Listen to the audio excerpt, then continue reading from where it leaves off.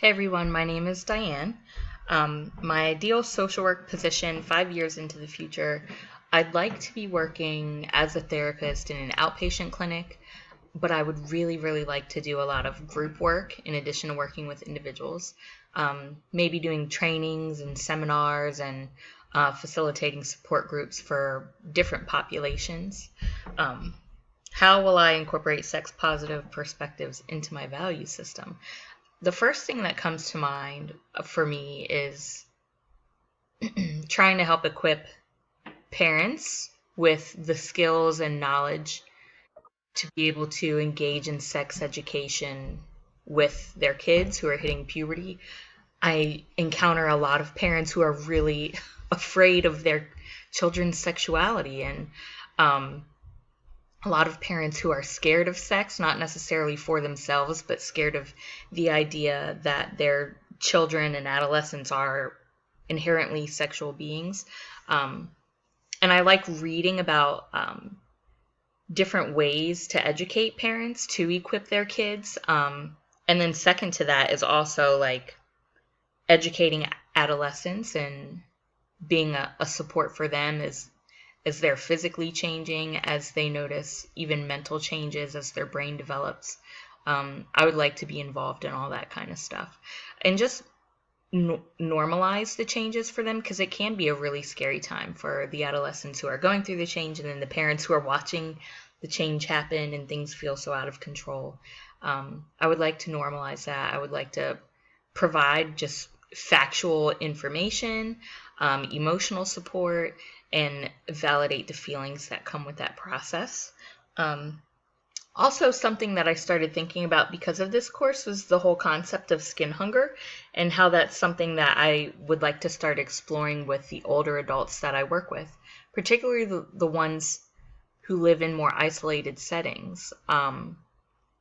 Maybe they're in a residential facility and they have a roommate, but they don't really have anybody come to visit them. They don't get touched often.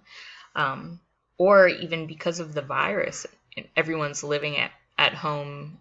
Most people are not going out and interacting with friends or getting as many hugs and kisses or handshakes as they usually would before the pandemic started. So exploring skin hunger needs with people in general because of the virus, but also in particular with older adults who tend to be more isolated. Okay. Oh, also something that I started doing is building up a resource folder for the clients that I have that are in the queer community, just because their needs are unique. Everybody needs validation, empathy, but they experience oppression in a unique way in society. There's a lot of shame and guilt, I think, especially when you think about coming out to your family, if you have family members who are not supportive of the queer community. And so building up resource folder, I started looking into the Trevor Project and resources that they offer. They have like a youth-based chat room for adolescents who are thinking about coming out to their parents, and they also have a really cool like coming out guide, a PDF version that you can download from the Trevor Project, which is cool. So I've started building that up just to educate myself and also to know how to help members of this community. And then also starting to think about the struggles of intersectionality. Like, what does it mean to be Black and to be gay? Or what does it mean to be Latino and to be bisexual? And what are the cultural consequences of that? How does that play out in identity? I've started thinking about that more often because I'm biracial, I'm heterosexual, so those, like, my sexuality hasn't really presented a challenge at all to my identity.